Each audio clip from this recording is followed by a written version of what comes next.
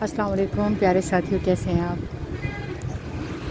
ابھی چھٹی کا انتظار کر رہی ہوں اور بہت پیارا موسم ہے، بہت زیادہ مزیدار بادل آئے ہوئے ہیں، ٹھنڈی ہوا چل رہی ہے. اور اگر سڑک سے کسی نے دیکھا نا مجھے موبائل کو ایسے پکڑ کے ویڈیو بناتے ہوئے تو میری خیر نہیں ہے، لیکن بہرحال جب تک خیر ہے تب تک آپ سے ایک بات کروں.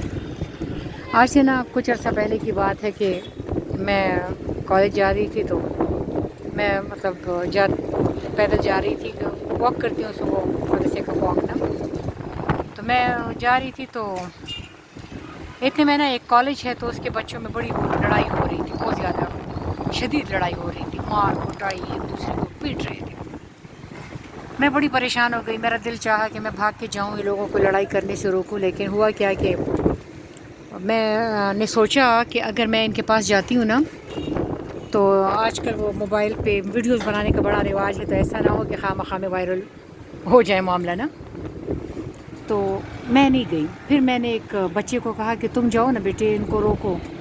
ایک موٹا سا پیارا سا بچہ تھا، بڑا سا، تو وہ بائک پہ بیٹھا ہوا تھا، باقی دوستوں کے ساتھ نا تماشا دیکھ رہا تھا لڑائی کا.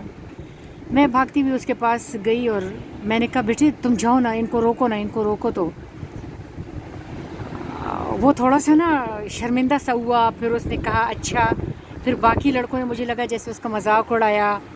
پھر اس کے بعد میں اپنے راستے پہ ہو لی. تو جب میں نے پیچھے مڑ کے دیکھا تو وہ اسٹل تماشا دیکھ رہا تھا اور باقی لڑکے اس کا مذاق اڑا رہے تھے کہ مطلب ایک خاتون نے آ کے اس کو ایسے بولا ہے، اور لڑائی مار کٹائی اسی طرح جاری تھی. میں پھر مڑ کے آ گئی. جب میں پھر مڑ کے آ گئی تو میں نے اس بچے کے ہاتھ پہ ہاتھ رکھ کے میں نے کہا بیٹے جاؤ نا، میں نے تمہیں کہا نا کہ جاؤ اس لڑائی کو روکو، تو تم ہلے نہیں. اچھا وہ شرمندہ ہوا اور اس نے باقی لڑائی روک لی. گیا وہ اور لڑائی میں مداخلت کر کے اس نے لڑائی شاید روک لی. لگے ہوئے تھے، پھر لڑائی روک گئی تھی، میں آگے بڑھ گئی تھی. دوسرے دن جب میں کالج جا رہی تھی نا تو ایک لڑکا کہتا ہے مان نہ مان میں تیرا مہمان. دوسرا کہتا ہے مان نہ مان خالہ جی السلام. ایک آواز آئی ہے کہ وہ دیکھو چاچی خامہ جا رہی ہے.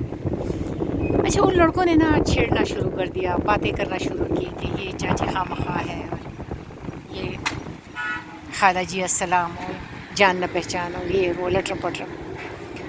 میں خاموشی سے سر جھکا کے چلتی تھی. میری عادت ہے کہ چادر منہ پہ ڈال کے نا سر جھکا کے چلتی ہوں. تو نا میں ایسی جا رہی تھی، تو کچھ دنوں بعد کی بات ہے نا، تو وہاں پر ایک، ہم تو کنڈتار بولتے ہیں پشتو میں، میرا خیال ہے کانٹا اس کو بولتے ہیں، وہ جو جس میں کانٹے سے لگے ہوتے ہیں لوہے کی، وہ جوڑی، وہ حفاظت کے لیے جو جنگلہ سا پھیرتے ہیں.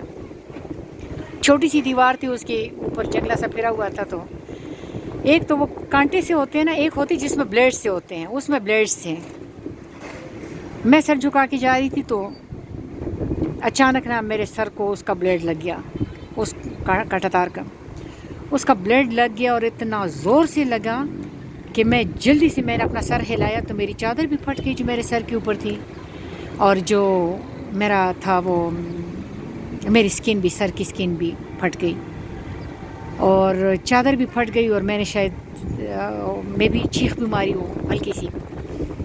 تو وہ لڑکے جو ایسے ہی چھیڑنے کے لیے اور آوازیں کسنے کے لیے کھڑے تھے، جس کو میں نے کبھی بودر نہیں کیا، 2-3-4 دن سے وہ یہی کچھ کر رہے تھے، وہ بھاگتے ہوئے میرے پاس آئے اور کہتے اتنے وہ پریشان ہو گئے، میں آپ کو کیا بتاؤں، اتنے پریشان ہو گئے کہ میں نے جلدی سے سر پہ، اچھا میرا چادر سر سے گر گئی تو وہ یہ بھی اچھا سا سین نہیں تھا، چادر پھٹ بھی گئی تھی اور بال ایسے منہ پہ آئے ہوئے تھے، تو اور خون بھی نکل رہا تھا سر سے، وہ کافی اچھا گہرا کٹ لگ گیا تھا.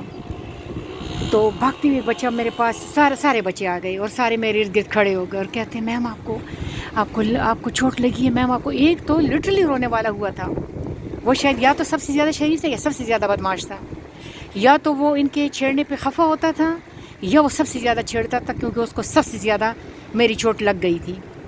تو جب میں نے اپنا ہاتھ ہتھیلی سر پہ رکھی اور ہتھیلی ہٹائی تو اس کو خون لگا ہوا تھا.